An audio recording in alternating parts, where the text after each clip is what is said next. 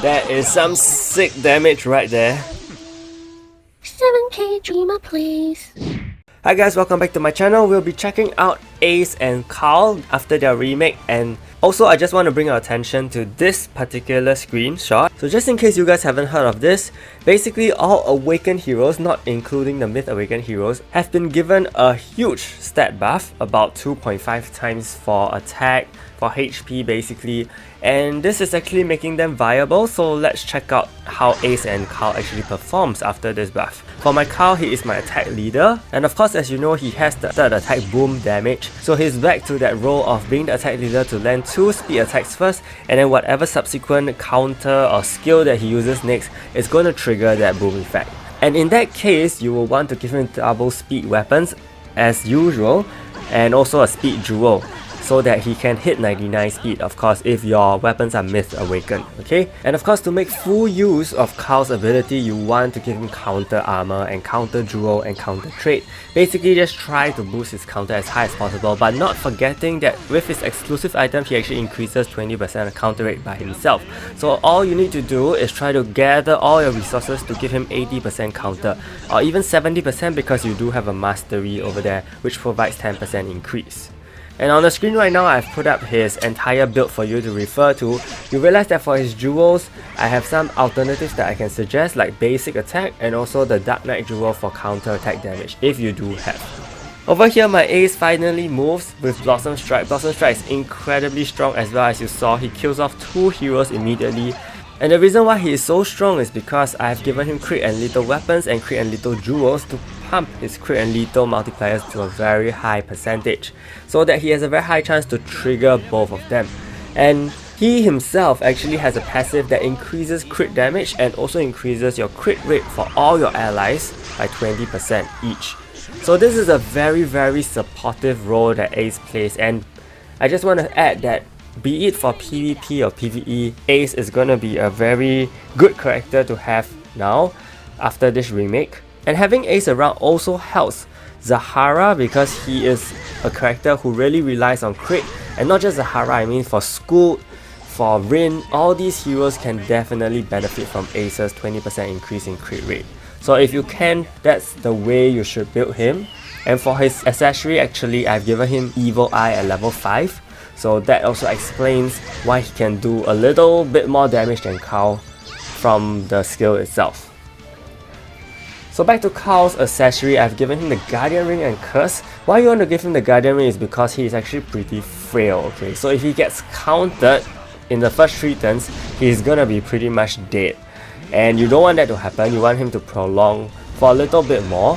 So the Guardian Ring is to protect him for 3 turns at least, and then while he does all his counters, and within these 3 turns, I'm sure he can definitely trigger a boom effect, and if he uses his skill, even better for you.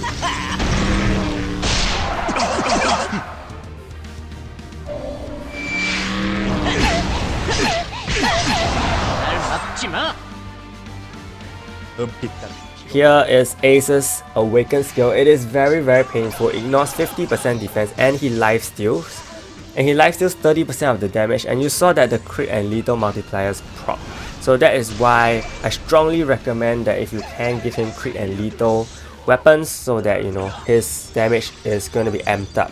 Carl dies already. As I said, he is pretty much a glass cannon.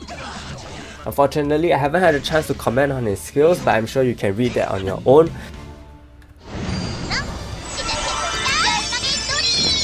One similarity between Carl and Ace is that both of them actually have a skill that increases damage dealt to the target by 30% or 40% for 3 or 4 turns, depending on which one you're talking about. And this is very helpful in allowing your DPSs at the back to dish out a lot of damage in a short period of time. Because Ace's skill is a 3 target one, so he increases the damage these 3 targets take by 40% for 4 turns, while Carl's skill is an AoE one that increases all the enemies' damage taken by 30%. So all these are very helpful skills. I am actually very interested to see how they perform in the lower tier arenas. From what I've observed in the higher tier arenas, I think the top players are still very resistant to change. They are still using, you know, all the mythical awakened heroes And you do see some alternatives such as Wukong, you can see Noah, Evan, I mean all these are Myth Awakened as well, but there's also Battery who comes back as and when, so she's just a rare case of an awakened hero making her step in the higher tier arena.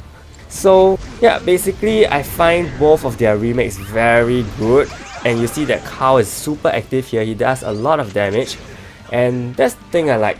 The stat buffs really help these heroes, and they have decent power and also a good amount of bulk, which makes sense compared to the Mythical Awakened heroes of course. So they are definitely able to contribute to the team, and it's a good direction that Death Kagura is heading for. And you know, hopefully we will get more of these heroes in the next few updates, and they will continue to balance things out so that different heroes can be used in arena.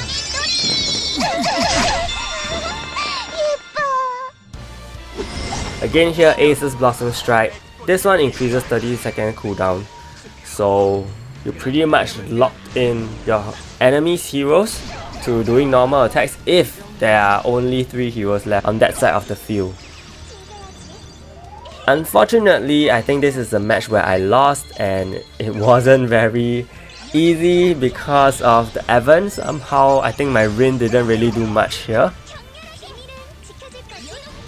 So of course you don't expect Carl and Ace to be game changers for your team. You wouldn't expect them to survive all the way to the end. Most of the time they will die because of their lower stats overall, but that doesn't mean that they cannot contribute. And the good thing about the remakes is that their lower stats are compensated with very helpful skill effects and passives. So I think that is a very wise idea for Death Kagura to take, by revamping Awakened heroes so that they can be useful, so that they can play more supportive roles, have decent bulk, and you know, just let players use them. And I know a lot of returning players are coming back to the game, so it definitely helps that they have these heroes that are remade.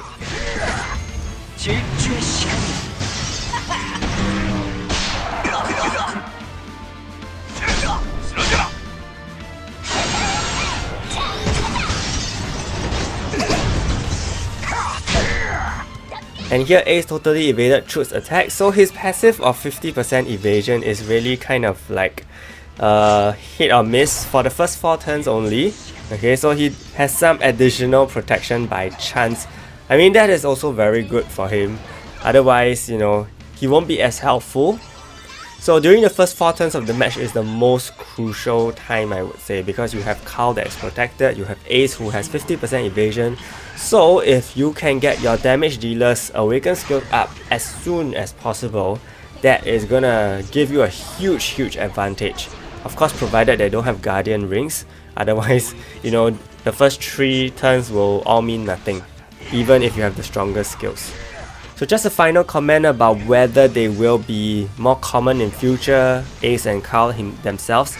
I am not too sure, I don't think so, because if you progress upwards, they will definitely not be standing a chance against heroes like Wukong or Noah. And yeah, so maybe lower tier arenas will be more varied, that's what I predict. I don't think the higher tiers will get any further or any more varied than, you know, just having the newest Mythical Awakened hero, unfortunately. So that's all I have for the Ace and Carl video. I hope it helped you. I know I went through it pretty fast. So if you have any questions, do leave them in the comments below. Do like this video and subscribe to the channel. Stay tuned for more guys. Thank you so much and see you.